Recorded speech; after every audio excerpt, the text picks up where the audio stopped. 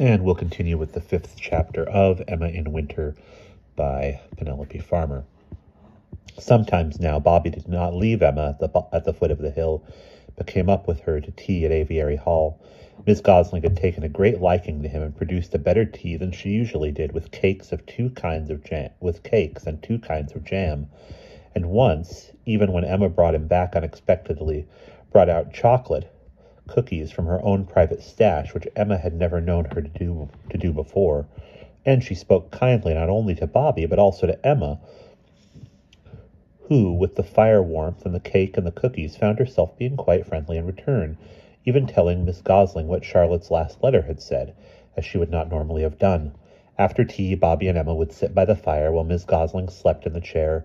Her snores seemed a gentle, almost kindly sound, and her many chins looked huge and old and sad, folded down against her chest. As her head sank lower with sleep, Emma, seeing this, felt kinder than she usually did toward her, and promised herself to be nicer to Miss Gosling in the morning, and both she and Bobby were warm and sleepy and content as they watched the orange leapings of the fire and the white bright hearts of flame. But sometimes Emma took Bobby all round the house to show him what was there, turning lights on as they went, which lit small corners of the darkness, and left the rest darker still. They blew at the dust and rubbed it off with handkerchiefs, till the handkerchiefs became black and furry as cats. The dust made them sneeze, and the sneezes in turn made them giggle, sneezes and giggles alike sounding huge as armies in the silent, echoing house. And they crept, both giggling and also a little fearful, through the dark, creaking passages to find the next light switch, and so make another brief hole in the darkness. Thus, in turn, they found the peacock fan in the hall, and the 20 stuffed hummingbirds strung on wires in a glass case in the living room, and the elephant's feet stools at the foot of the stairs. They went up to the marble bathroom and stepped, still giggling, in and out of the stained green marble bath, though the water had been cut off now, and you could no longer fill it up to the top as Emma and Charlotte used to do when they were younger. What they did not do was go back to Grandfather Elijah's study.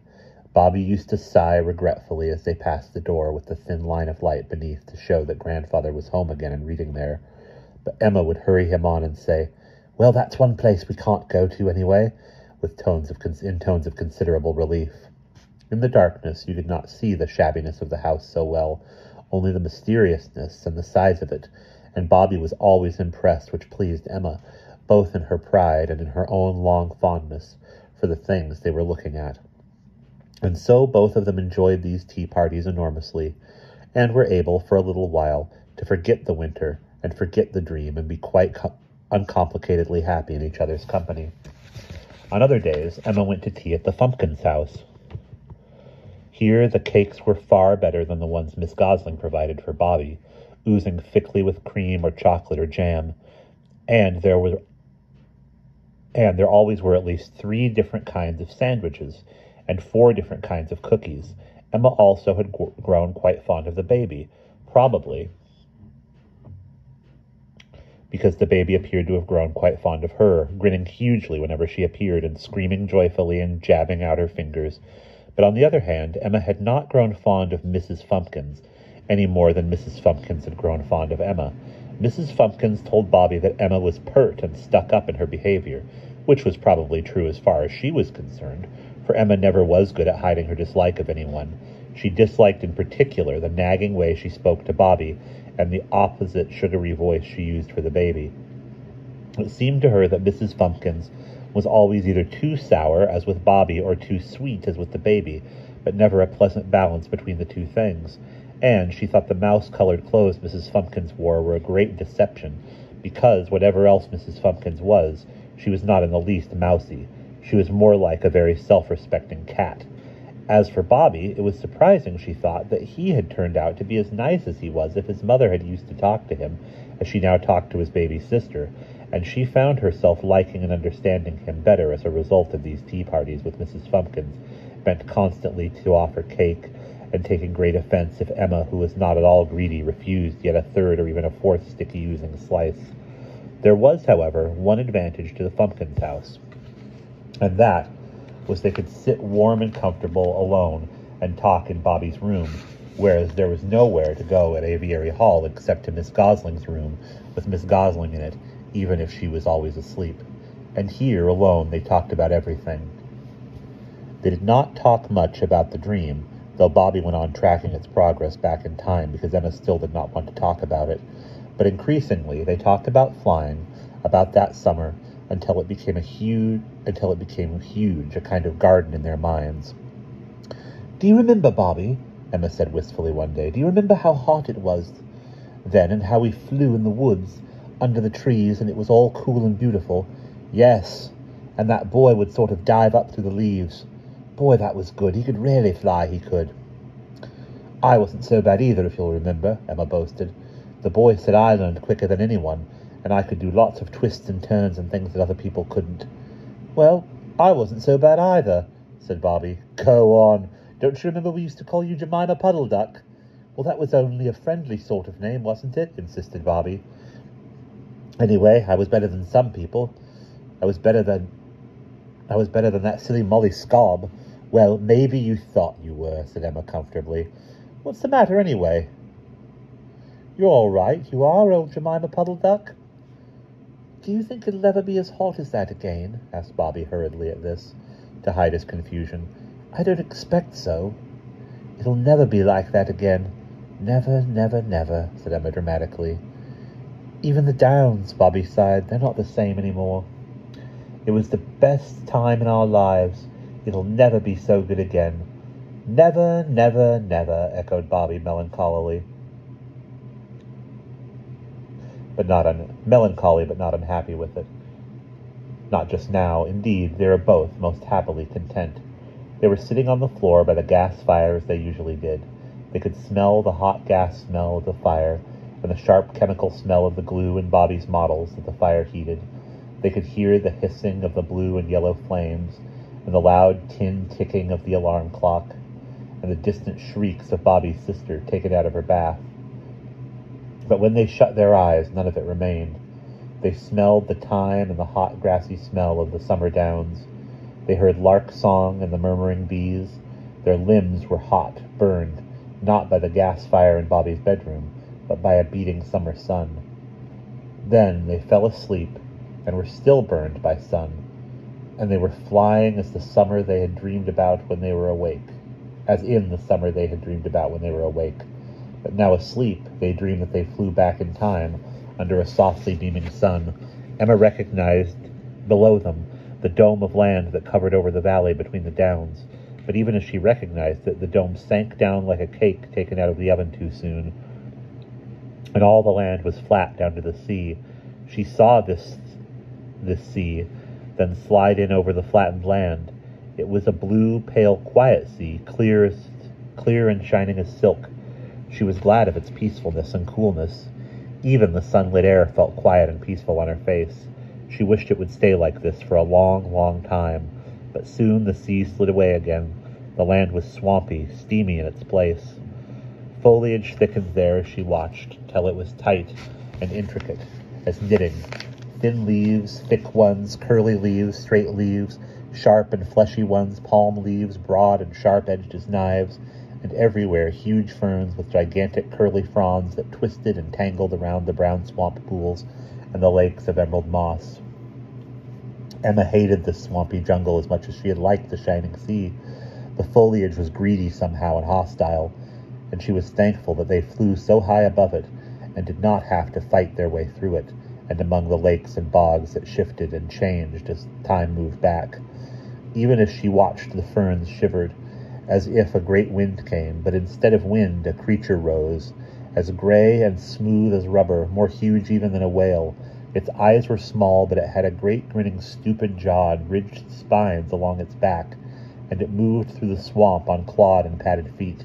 Emma, seeing it, became more fully aware that if sometimes she and Bobby moved faster in time, at other times they moved much more slowly. Indeed, there had been that time in the glacier when they did not move at all. Now again, briefly, they were still hovering above the jungle and the swamp while the great gray monster ambled on below. Emma screamed. She could not help herself because it looked so huge and terrifying, much worse than books or pictures could ever show, And supposing, she thought, they ceased to fly as well as travel, and found themselves down there facing those spiny jaws, just as they had stood deep in the blue glacier ice in that other dream, and suppose they forgot for a moment they could fly at all, and the monster reached out and caught them up. So she screamed and screamed. At least she opened her mouth and used all the power her lungs had, though not a sound came out. But even if Bobby heard nothing, he must have felt her fear, because his hand moved at once, all clammy with heat as it was, and Emma found herself flying one-handed, the other hand clutching at the sticky flesh of Bobby's. But they were moving again, and the monster seemed to shrink in size before their eyes until it had disappeared altogether. And now they were flying so fast the swamp moved beneath them, restless on a stormy sea, the foliage a melted mass of green in which it was hard to distinguish any single leaf or frond. They rushed in nothingness and awoke with a start to find themselves huddled uncomfortably by Bobby's gas fire. One side of their legs burned red by the fire's heat, and even hot to touch. Their hands still clutched, but now they clutched at air. And Emma, growing more awake, snatched hers quickly from any danger of touching Bobby's, and her face burned too at the thought of that. The next day, Bobby said, "I think that monster thing was a dinosaur, and dinosaurs only ate grass, so I don't think it would have wanted to hurt us." Emma shuddered, remembering its teeth and claws. "Well, I'm glad we weren't given the chance to find out anyway," she said. One morning, Emma woke to hear a different sound outside. At least, that is all she thought at first. Lying half asleep in bed, the sound sipping away at her ear, sip, sip, sip, sip, quite pleasantly, and then she woke a little more. She thought, how strange it was to hear such a thing after 2 whole months of snow and rigid ice, and the silence that brought. For it was a steady, slipping sound, soft and yet hard, because so persistent. Drip, drip, drip. It went, a nice wet sound, thought Emma comfortably, and then, realizing, sat bolt upright in bed. A wet sound? That meant the thaw had come at last. She jumped out of bed and ran to the window to look out. Below her on the ground she could see dark, deep nail points, pitting the snow where the icicles dripped down upon it, drop by drop. And when she opened the window and picked up some snow from the windowsill, she found it had become coarse like unground salt, and instead of powdering in her hands, it mushed up wetly to a solid lump, which she threw hard as she could upon the lawn. And then, excited, she leaned farther out the window and held out her hands to feel the steady drip of the melting icicles upon them, cold and sharp. At school, all the children were excited too. "The snow's melting, really melting at last," they called to each other as they rushed out into the schoolyard, and they picked up the leaky icicles that had fallen from the roof and brandished them around like swords, and they stood laughing under the line of chestnut trees at the far end of the yard and let the snow drip wet and cold upon their heads. But the thaw was very slow. Some days it came quickly, like that first day. Other days it stopped altogether, and there was ice underfoot again. But even the days when it thawed did not seem so much warmer than the other days, and this cold was raw and harsh, and got down under your clothes, and even under your skin, and if it did not burn your cheeks and hands as the freezing air had done, it was somehow far more uncomfortable. The snow itself seemed reluctant to go. It lingered on everywhere, all pitted and gray and scruffy-looking, like pock-marked skin, and where it finally departed, left a still grayer and scruffier land. Every plant, every tree, every stretch of grass dead, as if the winter had quite killed everything and nothing could bring them alive again. In some ways, this was almost the worst part of the winter. At school, even Miss Halibut was short-tempered and sharp, and the children rowdier than ever. Scooter and Jammy, it was true, did not fight so much, but they seemed to have settled their differences only at the expense of Bobby, whom they took to teasing unmercifully. They did not mean, certainly, to be as unkind as they were, but by now, after the long winter's imprisonment, many jokes and games turned more savage than the children who played them intended. They put snow in Bobby's pockets and more snow down his back. They filled his boots with muddy stones and his desk with sticky candy wrappers that stuck to his neat books and made stains all over them. They drew boys fat as elephants on the blackboard and labeled them Bobby Fumpkins. They made up rude rhymes about him and hid them in his lesson books. They giggled behind their hands whenever he came by, making loud and unflattering remarks for everyone to hear. Emma, to her own surprise and theirs, defended Bobby lustily. "He's not such a dunce as you think," she said hotly one day when they were calling him that. "Not half as much dunces as you are, Scooter Dimple and Jammy Hat. In fact, he's jolly clever, so there." "How do you know clever?" asked Scooter. "Prove it, then," cried Jammy. "Well, he's read an awful lot," began Emma, "and he knows lots of things about science, about history, and he... But there hastily she had to stop. She could not explain to them how clever Bobby really was, because they knew nothing about the dream, and she was not going to tell them about that, even for Bobby's sake. But her defense of him only comforted Bobby a little. In general, since they became friends, he had remained much more cheerful and good-tempered with the weather than most people, certainly more so than Emma herself, but now he grew red and moist and unhappy-looking and ate candy continually. To Emma's horror and surprise, he even cried one evening as they walked home along the road, cried most noisily, with sniffings and rolling tears. "But you can't cry," she said, horrified. "You can't, Bobby. You're a boy and 13 now."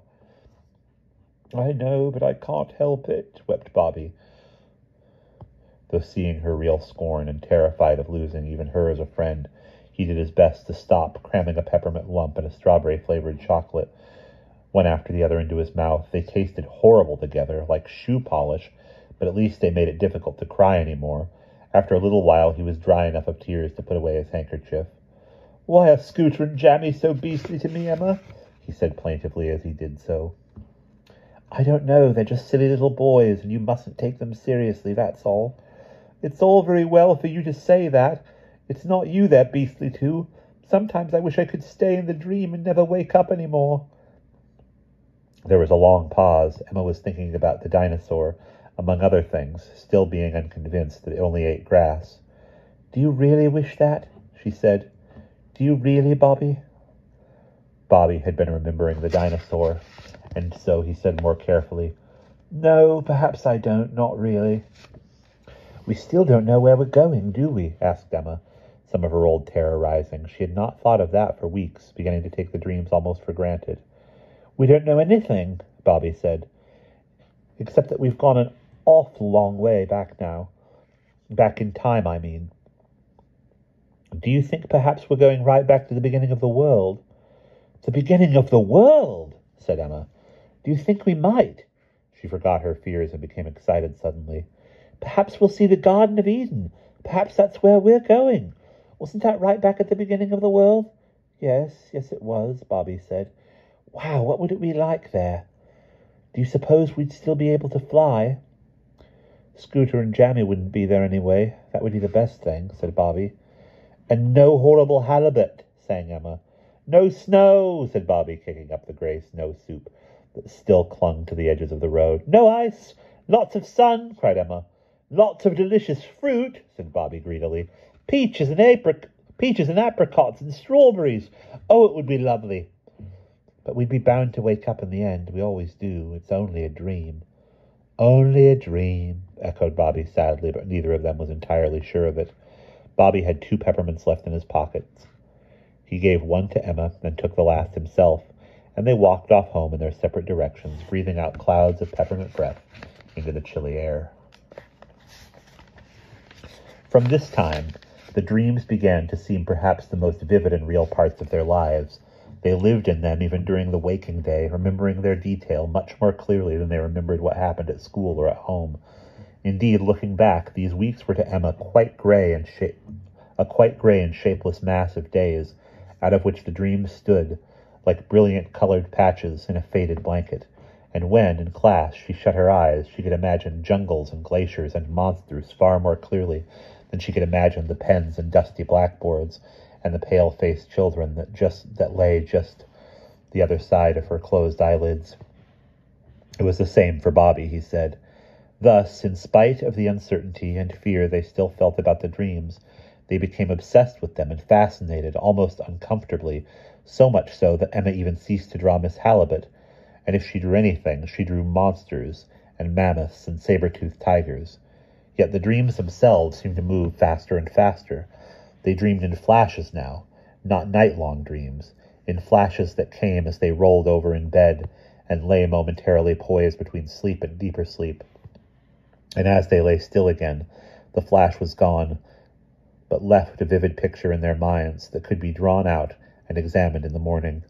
In such flashes they dreamed of deserts, onion-colored, with dunes that rolled like Atlantic rollers over the land, and with clusters of rocks, reddish or brown, moving, Emma thought, as roses would if you watched them backward in time, gathering up fallen petals and folding back into a bud. The heat of the desert was dry and hard, and it rose from the sand and hit them in a haze like transparent silk, and sometimes they could see forms like towns and trees wavering briefly in that silken haze.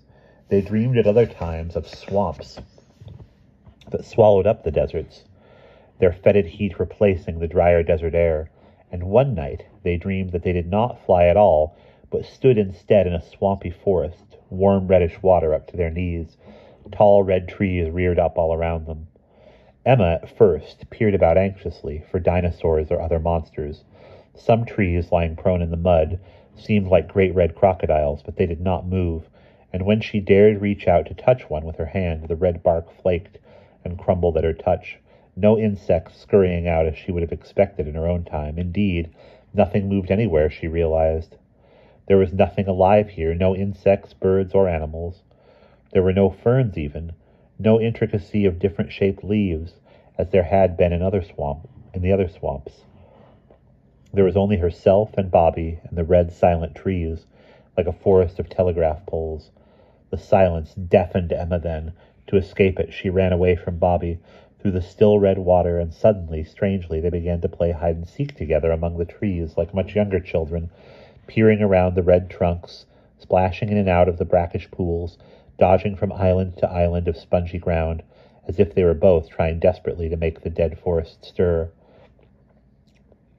But the silence remained thick as an eiderdown. Their splashing, thudding feet made no outward sound at all. Their legs were so weighted by the steamy heat that they had to stop quite soon and lean against the trees to rest.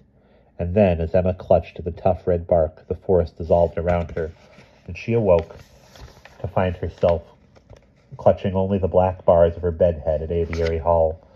The faint iron shine of the bars seemed bright after the dull color of the trees. The birds outside were sharp to her ears after the silent forest, and she was shivering in the harshness of the morning air. Later, Bobby found out about the forest. Coal had come from it. The fallen trees lying buried in the mud until fossilized, to be dug out as coal 1,000,000 years later by men with picks and lamps on their heads. It seemed strange to Emma that something which burnt as coal burns, live, leaping, full of color, could have come from that monotony of trees. In all the other dreams they flew on as before, though they held hands now, flying, taking it quite as a matter of course to do so, which was a comfort to them both. Yet it was odd, Emma sometimes thought, when awake, because she would rather have died than hold hands with Bobby, or with anyone in the real world. One day, a few days before term ended, Emma came into the classroom to find Miss Halibut bent over her desk. Knowing what was there, she started to rush forward, horrified, and came to a dead, rooted halt, a short way from the desk, puzzled how to persuade Miss Halibut away. "What are you looking for, Miss Halibut? I can find it for you. I know where things are, honestly. I'd be much quicker." Anxiety made her politer than she had been for weeks. "That's all right, Emma," said Miss Halibut brightly. "I just wanted to have a quick look at your history notes and see where we had got to. Your writing is as neat as anyone's, you know, so it should be nice and easy for me to see." And she threw her vague, preoccupied smile at the uncomfortable Emma. "Honestly, Miss Halibut, I know where it is. Really, I'd find it quicker." "There now, but I've found it already," said Miss Halibut's pleased voice. She held the book up triumphantly. She held it toward its back so that the pages shook open a little way, and immediately a great sheaf of papers fluttered out. Some papers fell on the floor, and some fell face downward on the desk, but others fell face upward. There, and many papers, in any case, had drawings on both sides. Every drawing, without exception, was cruel and of Miss Halibut, and almost every one had her name written beneath it, so that there could be no mistake who was intended, even when the likeness was small. Emma wished most desperately that she had drawn Scooter or Jammy or Molly Scobb or cats or dogs or ponies, anything but those endless, horrible Miss Halibuts. Miss Halibut was picking up the papers one by one and leafing through them as casually as if they were someone's sketchbook, but her face was not casual at all, nor was her voice casual when she spoke, though she spoke quite gently and slowly. "You must have been wasting a great deal of time lately, Emma, to have made all these drawings." "Yes," said Emma, not knowing what else to say. She looked at the floor and scuffed up some chalk powder and watched it settle gently again. Then she fixed her eyes and her mind on an ink stain in the cracked brown linoleum, a stain shaped almost like a rabbit. Anything rather than look at or think about Miss Halibut. "I suppose they're meant to be funny," said Miss Halibut, a little too brightly. "Not specially," muttered Emma, but she muttered from shame and a little from fear, not from hate any more, and still she could not bear to see Miss Halibut, and was afraid that if she only moved her eyes a little way, she would see her neat brown shoes, very shiny and well polished, and pointed in the toe, shoes that she had often drawn, but drawn always even bigger and shinier and more pointed than they really were, like a clown's shoes, so she kept her eyes glued to the rabbit stain. "Well, I hope that's true, Emma, because I don't think they're funny at all." Indeed, Miss Halibut's voice shook a little, not like laughing at all. Had Emma dared to look, she would have seen no laughing in Miss Halibut's face. Bobby saw none as he entered suddenly, though he saw the drawings in Miss Halibut's hands and saw that her spectacles had fallen off her nose and that her hands, turning the papers ceaselessly, banged against the spectacles and set them swinging on their cord. And he saw her eyes. It was her eyes that made him exclaim without meaning to, so that Emma, startled, twisted around to see who was there. Turning back to Miss Halibut, she saw what Bobby had seen, that there were tears in Miss Halibut's eyes, and that one tear had even begun to creep down her cheek, where the skin was all wrinkled up like cloth, and she saw one of Miss Halibut's hands leave the papers briefly and rush up to push the tear away. No one spoke just then, but other sounds were vivid. Coal guttered in the stove, smoke hissed from the chimney joints, and water dripped from the leak in the roof down to the bucket put to catch it on the floor, a sound clear as glass, drip, drip, and then a pause, and as they waited for it, drip again, drip, drip, drip. I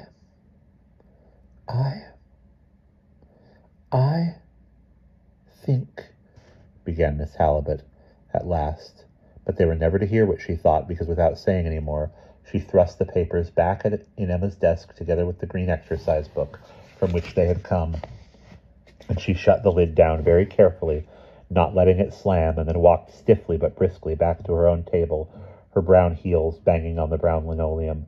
The school bell stood on her table, and she picked it up, starting to ring it heartily almost before she had reached the classroom door, so that the notes jangled and echoed in the crowded indoor space, startling Bobby and Emma out of the trance in which both of them stood motionless, watching everything she did.